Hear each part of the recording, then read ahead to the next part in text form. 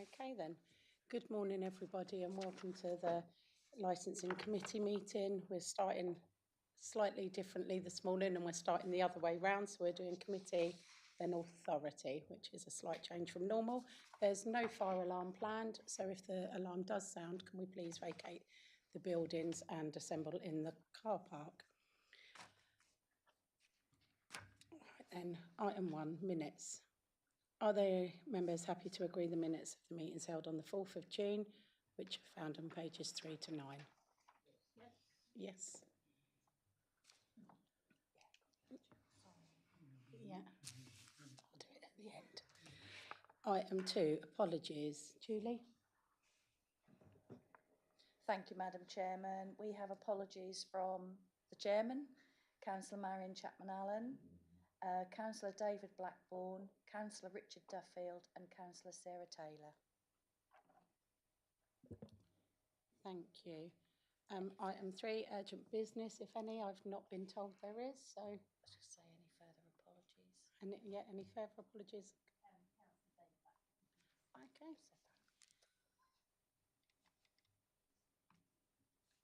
And then we'll do urgent business. I've not been informed of any. No? Councillor Quinn? No? Okay then. Item 4, declarations of interest. Do any members have any declarations to declare? We're swiftly moving on then. Item 5, non-members wishing to address the meeting. Councillor Helen Crane. Councillor Crane? Yes, I'm here. Thank you very much. Yes. With nothing to... I've got nothing to add, Chairman, thank you. So, what a way to start the day. Item 6, Breckland sex establishments.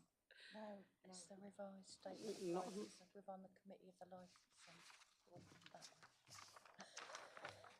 Right, okay, no we're not. Revised statement of the licensing policy.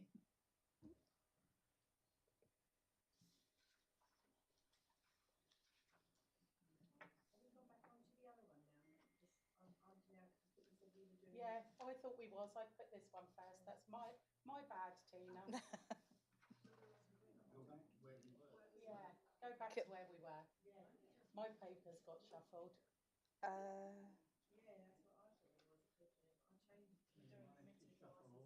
Yeah, we're doing the committee of the licensing authority first. Yeah, which is the other way round.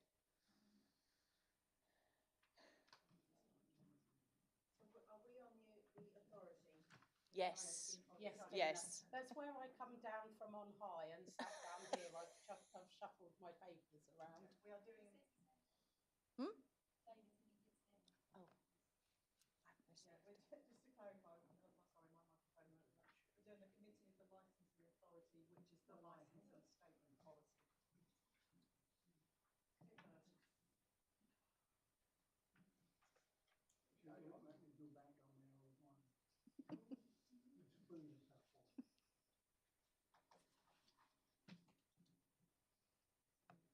we'll talk about the revised statement of licensing policy. I'll say microphone.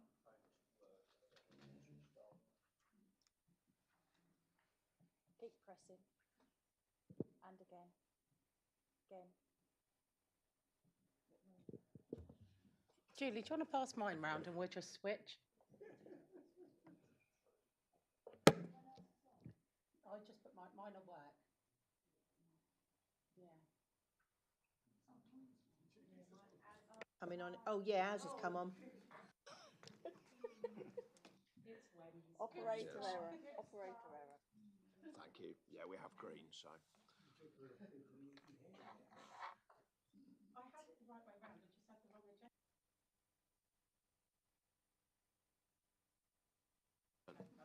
No, you're fine.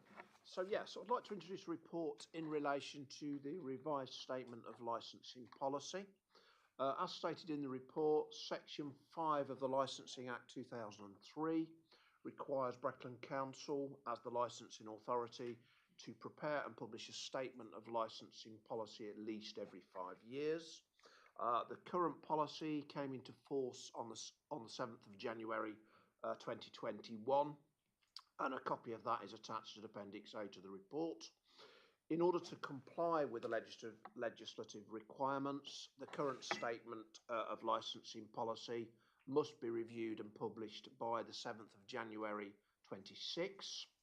The draft revised statement is attached at Appendix B, and the table of the changes to the draft revised policy is attached at Appendix C. Full and proper consultation took place between the 6th of June and the 31st of August, and no responses were received. Approval of the policy must be made by full council. It is a full council decision. So it is therefore recommended in the report that the Committee of the Licensing Authority recommend the revised statement of licensing policy to full council for approval. So I think that concludes my introduction. Thank you. Don't know if there's any questions.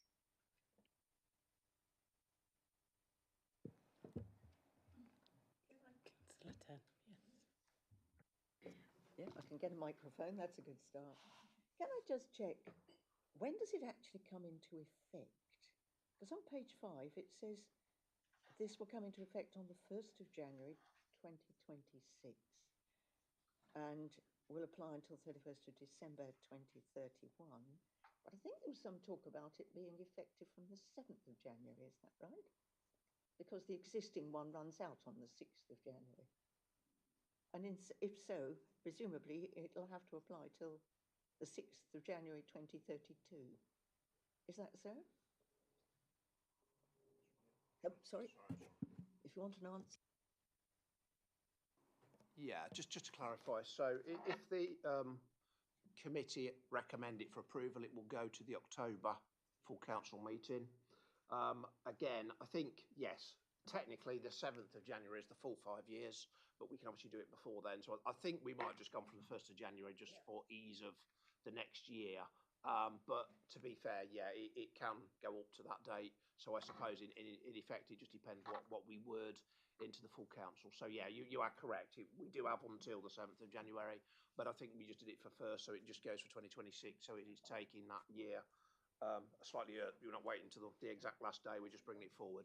This is the 5 years a maximum date, if that makes sense. Councillor Turner. Thank you, Chairman. I'm very happy to support this amended policy. Particularly delighted that the suggestions we made at the last meeting have all been incorporated. So thank you very much. Thank you. Are there any other questions? Councillor Monument. I'd just like to say that I have read it fairly thoroughly, and I'm delighted with the quality for the most part. I have found a few things in the way of just what do you call it? Proofreading. And the best thing I suggest is I offer this, which has got my notes on it, scribbled on, for you to have a look at, just for tidying up sake. I got as far as the top of page 88 on our agenda. Didn't get to the end, but it's got some things on it I'm happy to offer up. But I thought, as generally, there were the odd places where it didn't quite read right, but generally the whole thing reads extremely well, which, given how dry the material is, I thought was very good. Thank you. Thank you. And I know the team did put a tremendous amount of work into this, so many thanks to them for that. Sarah, do you have anything you'd like to add? Today, obviously, you're voting on the actual policy.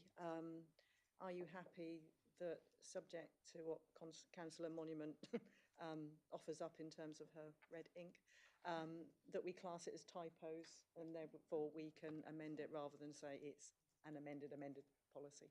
Yeah. Right then, can I please have a show of hands for all members? I thought Councillor Turner had put her recommendation. Councillor Turner, was that your recommendation that we support? Absolutely, yes. And Councillor Monument will second it. And can I please have a show of hands? That's unanimous. Thank you ever so much. Item 7, training requirements. I know all members have had emails sent around and there's been a lot of discussion on this. I personally feel that our training is vital for this committee. It's an ever-changing legislation coming forward. So I know Julie's put together some training pieces. Would you? And Ben? Well, Julie shared them. Ben's put them together and he's not here today. Are all members happy with it? Councillor Turner? Thank you, Chairman. Just to add, as all members will know, the new member development training plan is now out. We're putting more and more stuff onto members' pages. One of the suggestions that came forward as part of the consultation was that we might film a mock licensing hearing using us as actors, just to show other members and the public what it's like to go through. So we're trying to be upbeat and modern in our approach to training. Thank you. Wow, what a thing to look forward to, a change in our daily routine. We become actors. Councillor Banbridge. Well, I was just going to ask to make sure that all members have the opportunity to attend licensing training, because all members come across it from time to time. And whilst it should be, and I believe is, mandatory for members of the committee, it ought to be there for other members as well, and just making sure that they will get the opportunity. Thank you. Yeah, totally agree with that. So when we send the training round, if it can go to all members, Craig. Yes, I think just to add, the members licensing committee, there is a members training page on there, so there is an e-learning link that's on there, so you can do some e-learning courses. And I think we are looking at just doing some refresher into new members again in November. We'll get some dates out fairly shortly, but we're looking in November to do a face-to-face training again with officers. So some people like to do online, some people like to do face-to-face, and of course you know you can then, obviously if it's face-to-face, you can ask questions and certain things which you can't obviously if it's an e-learning course. So thank you. Thanks, Craig. Can we have those links sent out to non-members as well, just so they can... Judy? Thank you, Chairman. Just to say, as I'm a newbie here, it's a bit like the first day of school. And I know I couldn't be here without training. And I done the LGA because my background is really in e-learning. And there were 6 modules for the licensing committee. And I'd done it in connection with printing off the standards, and then the 6 modules. And I thought that was an excellent programme. It was very, very well done. And I got a certificate. Thank you, Councillor Askham, for that feedback. It actually just goes to prove just how good the team put stuff together and how vital it is that we all understand what we're sat here doing. So yeah, we're all happy to progress with our training schedules, and I thank Councillor Turner and her committee for the hard work that went into that, as well as the team. So item 8, feedback and discussion on recent panel meetings. If there is any, guys, do you have any updates? No? Great. And then the next meeting. So if we just note, the next meeting will be the 4th of February 2026 in the Anglia Room. And we'll move swiftly on to the correct agenda. And we'll go to the licensing committee. And straight into item 1, minutes. Are members happy to agree the minutes of the meeting held on the 4th of June? Everyone's nodding in agreement, so we'll move straight on to apologies. Julie, I assume they're the same? Yes. And then we'll move on to urgent business. I've not been informed of any. No, great. Declarations of interests. No, we're good. Non-members wishing to address the committee? No, we're flying this morning. And then item 6, we'll move straight into our sex establishments, and I believe Keith is going to take this item for us. Thank you very much, Chair. The current Breckland sex establishment licensing policy was adopted on the 23rd of May 2013. Whilst there has been no legislative change, there are other matters that should now be considered to bring the policy up to date, such as modern slavery, human trafficking, and child sexual exploitation. A copy of the current Breckland sex establishment licensing policy is attached at Appendix A to the report. Whilst there is no requirement in legislation to consult, this is considered best practice. Consultation took place from the 6th of June 2025 until the 31st of August 2025.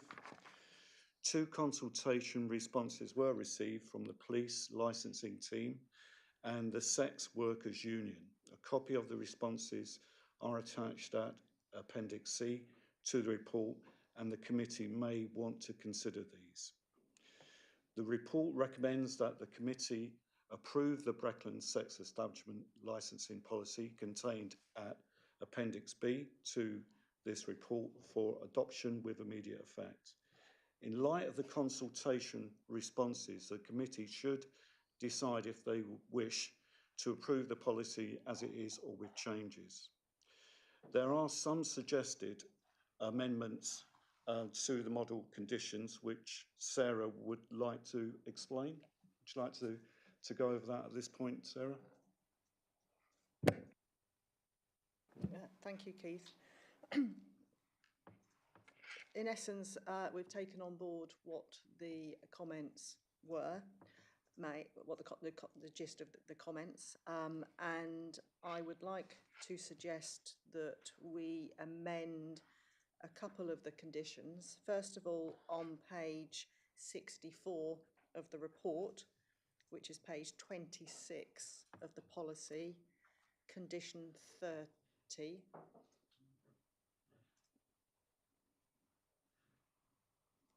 Yep. At the moment, it says no fastenings of any description shall be fitted upon any booth or cubicle within a sex establishment, nor shall more than one person, including any employee, be present in any booth or cubicle at any time. This doesn't take into account if an employee needs a chaperone or it's felt that there should be somebody else present. So we suggest that that be amended to add the following words. So after be present in any such booth or cubicle at any time, we add unless it is necessary for reasons of health and safety and predetermined by a suitable and sufficient risk assessment.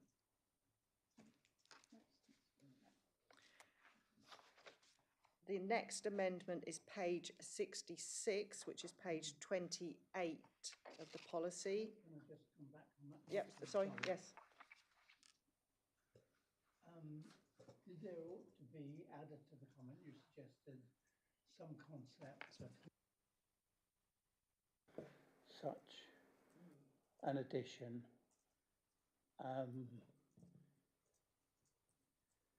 because it could be something that, as it were, just happens because someone wants it to happen, whereas we ought to have some control over who authorises it.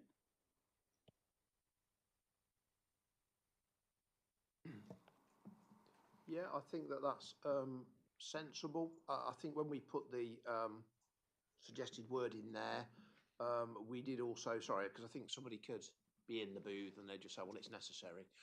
So what we were trying to say again, it will be predetermined by a suitable and sufficient risk assessment. So you could specifically put the authorisation, but I think in a risk assessment and the control measure, it should be specific who actually is authorising and who's signing it off. But you could put additional words in there. Yeah, it depends, I suppose. A general health and safety risk assessment and health and safety protocol should do that. But I take the point. I think because risk assessment should be signed off, I guess, by a manager in normal circumstances. Yeah. So, but you know, if you would like to add the words, then we're more than happy to. I was going to extend that to an authorised named person. Then their name would be on any document or in any written material.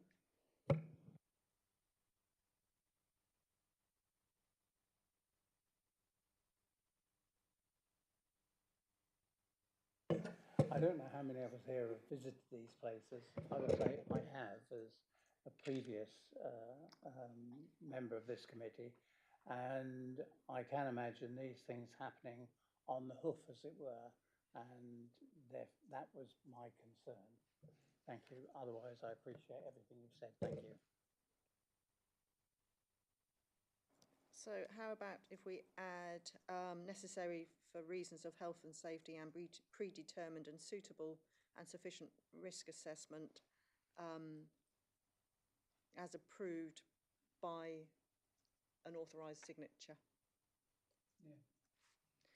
And one other comment I'd make, obviously these are suggested conditions, and when a licence is granted, obviously they can be tweaked and amended anyway, but obviously it gives us the gist of what we would like to achieve, and if anybody's applying for such a licence, they'll be able to see sort of where we're coming from ahead of the application.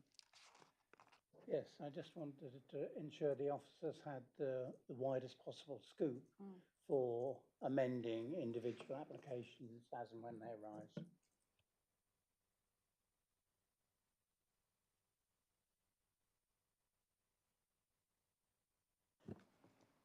I'm going to read through all the amendments, and then technically it's an amendment to the motion. So if I can just ask for a proposer and a seconder when I get to the end. Right, so where was I? Page 20, yeah, sorry. So page 66, page 28 of the policy, condition 11. This is following comments from the police. What we've put so far is there shall be no physical contact between the customer and dancer, with the exception of handshaking and a customer and or leading a customer by the hand from a seated area to a booth for private dance. We're proposing that this be amended to say there shall be no non-consensual contact between the customer and the dancer, and then delete with the exception of shaking hands, etc. Therefore, condition 12, we're suggesting be removed because it's redundant on the basis we're saying it has to be consensual. Thank you. Then page 67, which is page 29 of the policy, condition 13. It says dancers shall only perform on the stage area or table side or two seated customers. We're proposing that we add or in a designated area.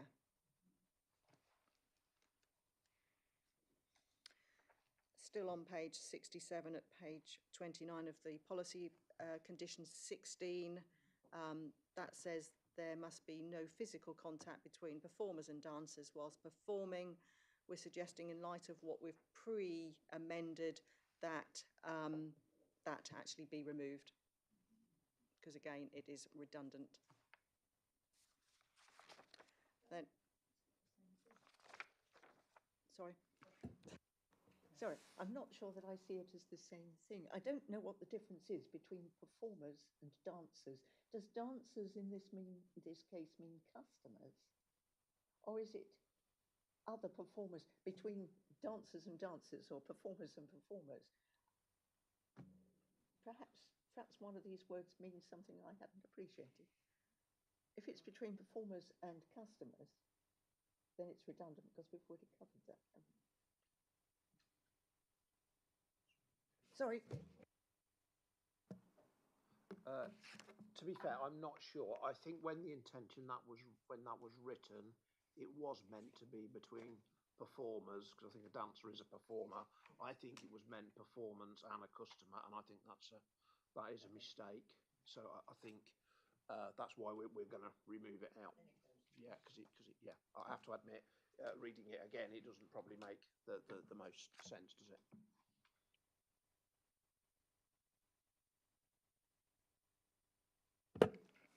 And finally then, page 68 of the agenda, page 30 of the policy, the last condition, number 33, instead of keeping records for 14 days, we are proposing that they be kept for 28 days.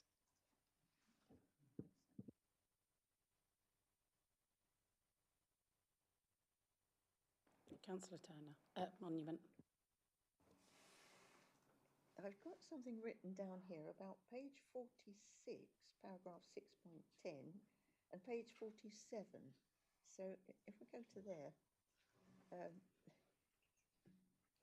I don't understand whether there's a not missed out somewhere here or what. 6.10 on page 46, page 8 of the document, there's a great string of bullet points at the bottom, and about seventh one down says, it should be made clear to all signatories that a copy of the petition containing their details will be passed to the applicant and contained within the committee papers, which in the event of a hearing become public documents. But if you go up on the other page to a 6.13, it says the names and addresses of objectors will not be disclosed to applicants or published in public reports in accordance with paragraph 10.17 of Schedule 3 to the Act. Now, those sounded to me as if they contradict each other, or as if you're warning the signatory to any objection that their papers may be made clear, and then it doesn't happen. Can you explain? No. I think there's a nuance between one is petition and signatures to a petition, and one is actually people objecting per se. I just wanted to say thank you to the committee or to the staff for recognising what the police and the sex workers union have brought up, because that was worrying me a little bit. It's like opening a sweet shop and not having any sweets. So thank you for taking that on board. Thank you very much, Chairman. I'd like to fully support this draft policy. I'm again particularly pleased that the comments that were made at the last meeting, I made one about including other adult social care facilities, have been included. So thank you very much, team. Judy? Thank you, Chair. I might have missed this, but I don't know what your normal process is for that. But looking at other policies elsewhere, should there be a statement of fees for a licence, or do you hold that somewhere else?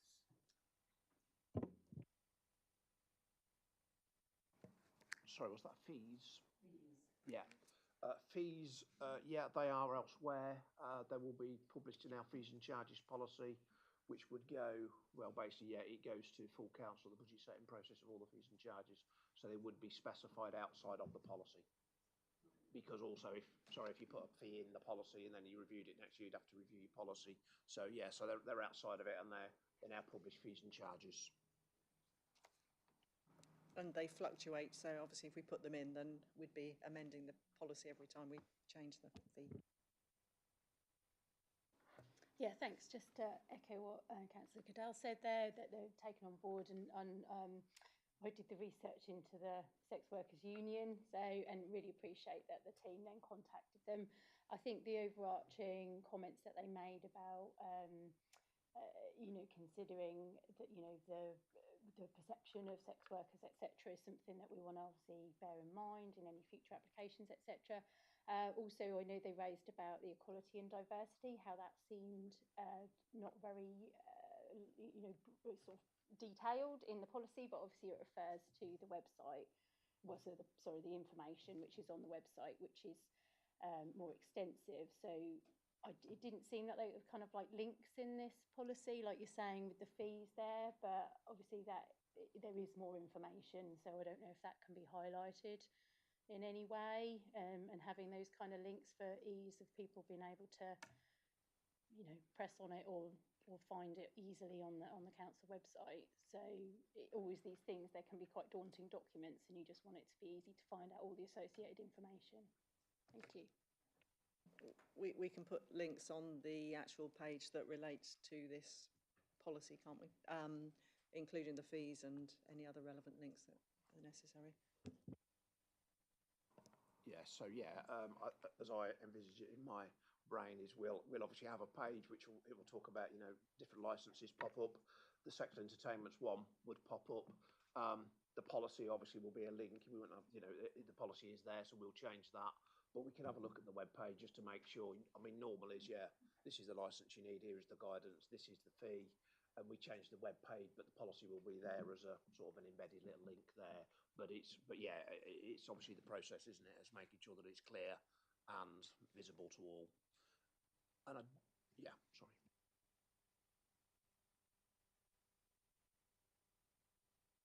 Sorry, if I can just say one other point as well. I think, as Sarah said, the conditions are model conditions. We can alter, modify, etc.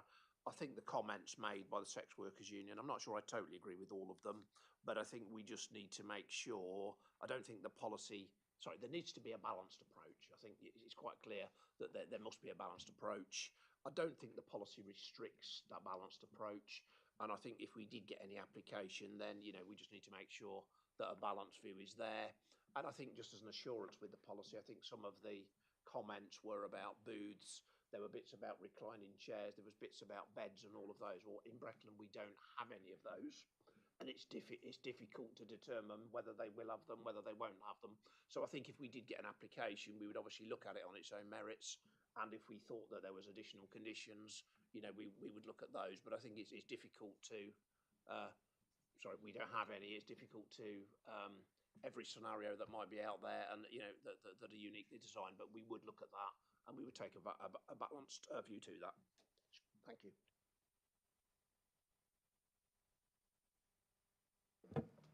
So the recommendation is that the committee approve the Breckland sex establishment licensing policy as amended, contained at Appendix B to this report for adoption with immediate effect. We need a proposer and a seconder, please. Councillor Turner, are you proposing that? Councillor Bainbridge, are you seconding that? Yeah. And a show of hands, please. There we go, unanimous again. Thank you, everyone. We'll move on to item 7, licensing performance update. I know Josie's not here today. Is it going to be you, Craig, or Craig? Yeah.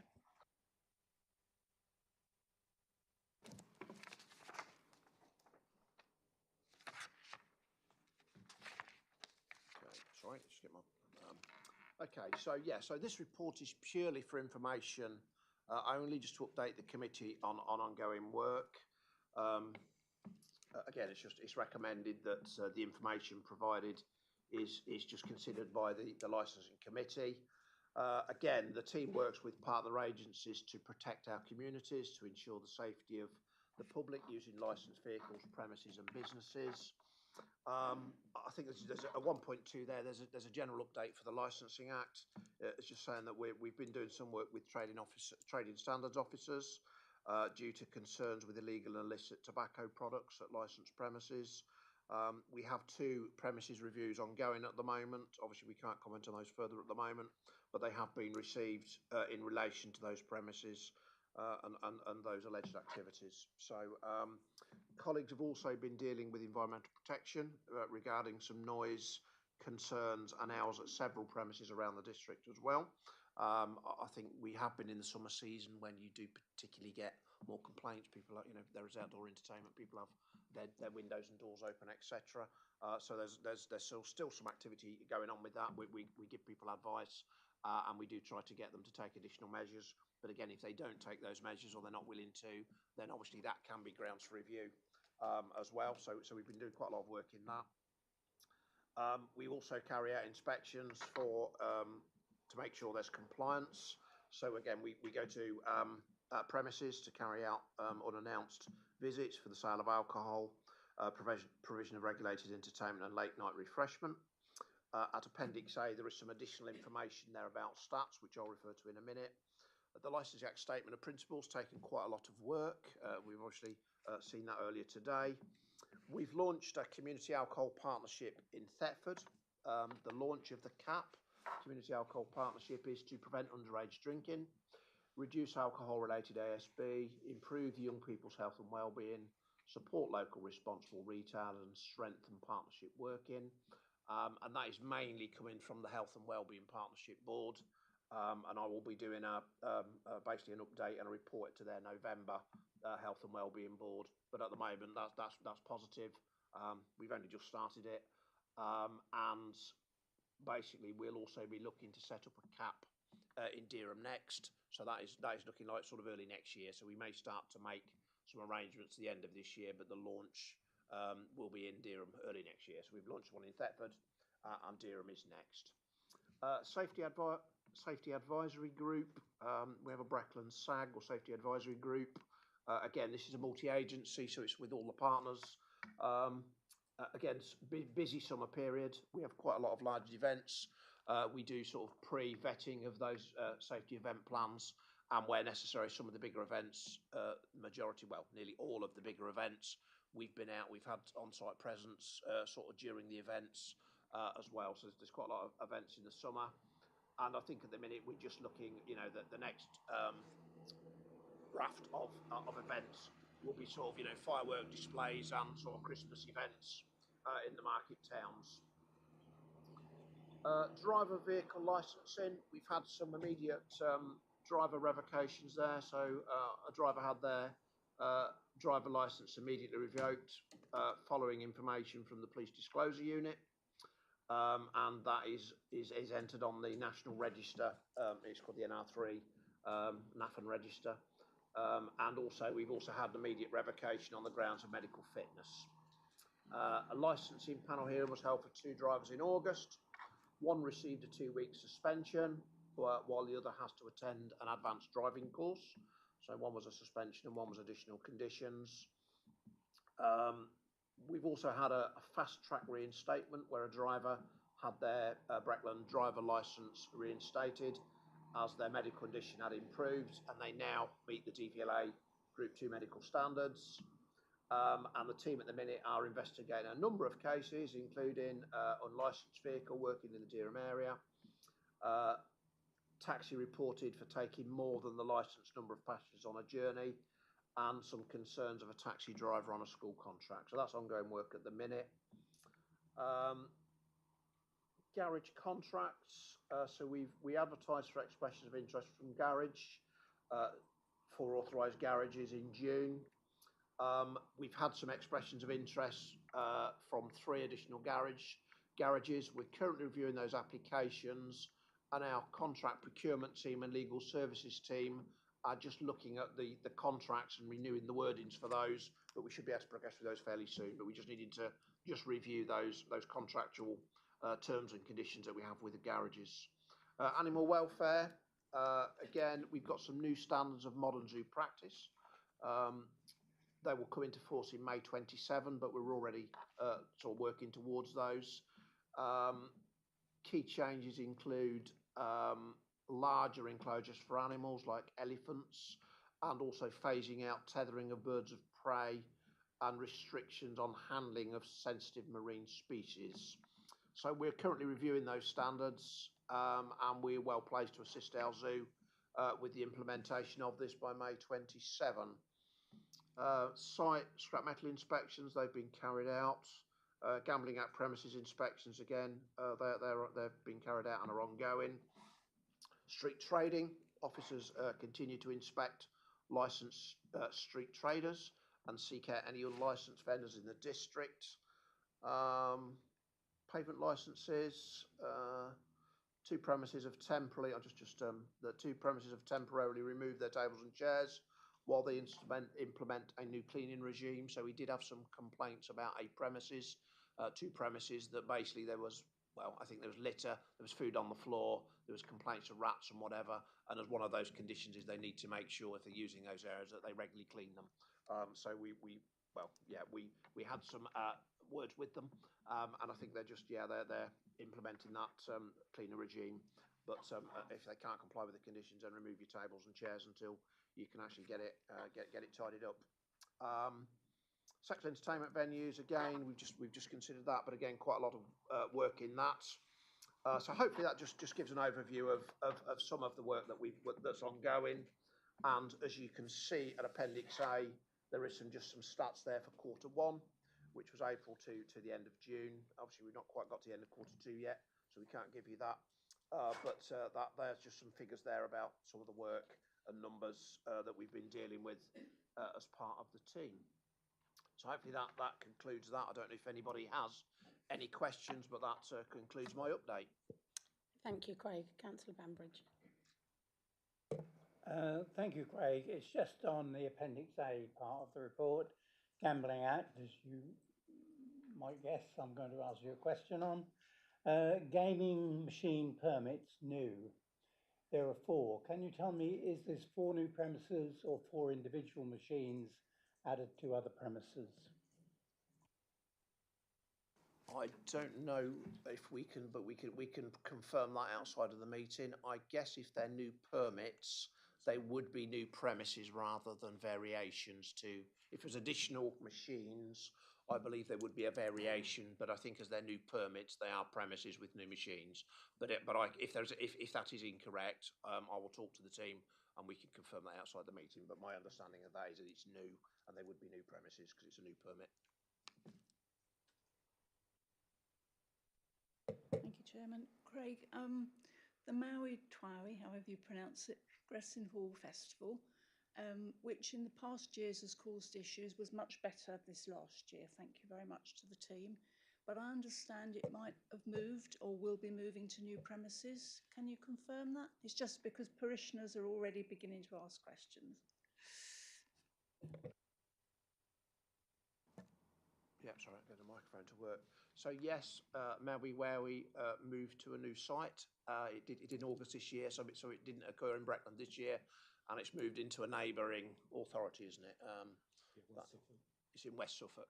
Yeah, yeah. So the site does remain licensed, but at the moment we're not seeing any that they've kept the license at that site. So the site is licensed, so that, you know, just to manage expectations, there could be the potential that they may want to come back.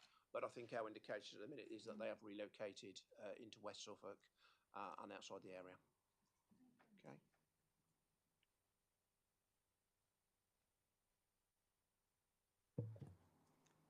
Thank you, Chairman. Yeah, just wondered what criteria did you use to decide where to launch or pilot the caps? If you could tell me, because it does feel to me as if Thetford things get launched first and piloted mainly first in Thetford. So.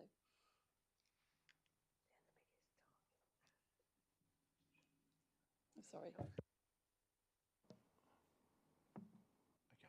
So yeah, we decided on Thetford because the data was suggesting it was the hot spot, or it was the hottest spot that was in probably most need. So it was based on sort of local intelligence and information. I think Dereham as well was the second. So we did say we would launch at Thetford and Dereham. That doesn't rule out the possibility in the future of rolling it out to other areas as well. So, but I think, you know, we've obviously only got so much officer resource. Yeah, so it was mainly on intelligence and information. That would be health statistics and also crime statistics. So that was from the partnership board decided that Thetford and Dereham were the 2 most in need from that data. So it'd be health and crime data. Okay, thank you. And can I also ask, will the partnership work with supermarkets to discourage them from displaying reduced price alcohol in very prominent positions as people, and including young people, enter the shops, which is obviously the opposite case to that with cigarettes? Is there anything that can be done to work with supermarkets to discourage that? Okay, yeah, I mean, the practice is not illegal, so, you know, you can put it in doorways. So there is limitations that what we can do and what we can't do. But I think, yes, the point is taken. There are a number of large supermarkets. So we have our Thetford cap, but there is a national cap, and a number of supermarket chains are part of that cap, and they are, you know, partners in that. So we can use that and we can engage to see what we can do. So yeah, we're willing to look at that, and obviously, but yeah, as I say, we cannot force it because I have to say it is sort of standard practice. When people come in, they see it and they, you know, they grab it or buy it. But again, we can engage as part of the cap, and we can have those discussions with partners and see what they're willing to do.